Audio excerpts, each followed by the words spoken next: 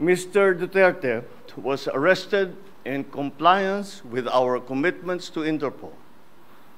Hours before his arrival, Interpol Manila received an official copy of the ICC warrant.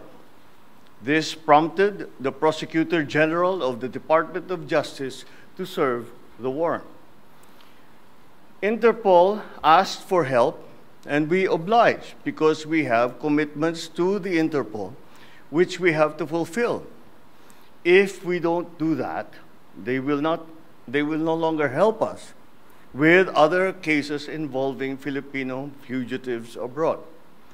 This is what the international community expects of us as the leader of a democratic country that is part of the community of nations. It's a request to the Philippine government from Interpol to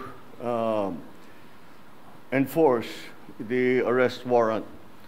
And of course, we comply with our commitments to Interpol. We did not do this because it was derived from or it came from ICC.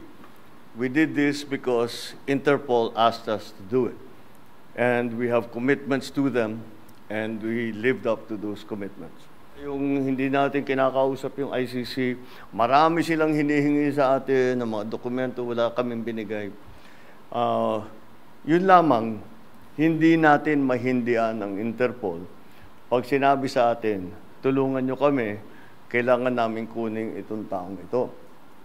Dahil, kung maalala ninyo, lahat ng mga tumakas dito sa Pilipinas, kagaya ni Alice Go, kagaya ni Arnie Tevez, kung sino-sino pa, pati naman yung mga human trafficking sa Myanmar, pati sa mga madadamay.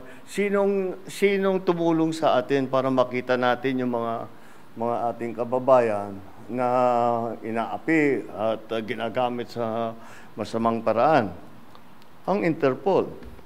Kaya naman, dapat naman tayo, pagka sinabi sa atin, tulungan nyo kami sa ganito, tumulong kayo. Kaya naman, ganun ang ginawa natin.